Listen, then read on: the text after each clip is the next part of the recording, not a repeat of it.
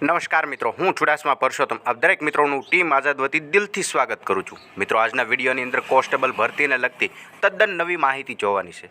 જે હા મિત્રો, દરેક ઉમેદવાર મિત્રો નવા નિયમો ક્યારે આવશે તેમને ધ્યાનમાં રાખીને રાહ જોઈ રહ્યા છે.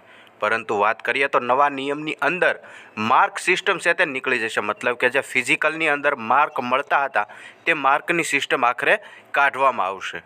અને નિયમોની વાત કરીએ તો આરઆર છે તે ઓલમોસ્ટ લગભગ તૈયાર જ થઈ ગયા છે.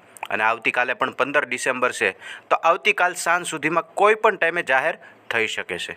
જ્યાં મિત્રો, આવો જોઈએ તદ્દન નવી માહિતી શું છે. સૌપ્રથમ મિત્રો વાત કરીએ તો માહિતી છે તે દીપક રાજાણી સાહેબ દ્વારા પોતાના ટ્વિટર એકાઉન્ટના મારફતે મળેલી છે.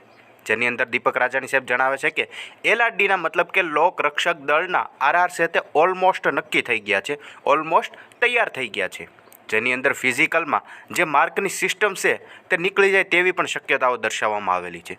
જે આ મિત્રો અહીંયા માત્ર ને માત્ર શક્યતાઓ દર્શાવેલી છે. હજી તો આવતીકાલે જે ફાઇનલ આરઆરને જાહેર કરવામાં આવશે ત્યારે કયા કયા નિયમોની અંદર સુધારા થયા તે આપણને જાણવા મળશે. પરંતુ તેનાથી પણ આગળ તે જણાવે છે કે ઓબ્જેક્ટિવ સિલેબસમાં પણ થોડો ઘણો ફેરફાર થશે.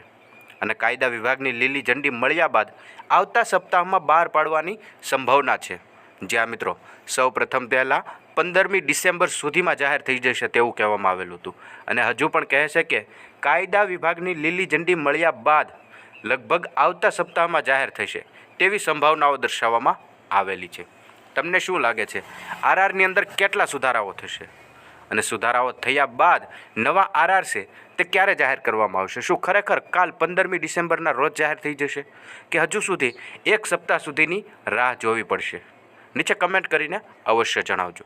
અને આવીને આવી માહિતી જોતા રહેવા માટે હમણાં જ ચેનલને સબસ્ક્રાઈબ કરી લેજો.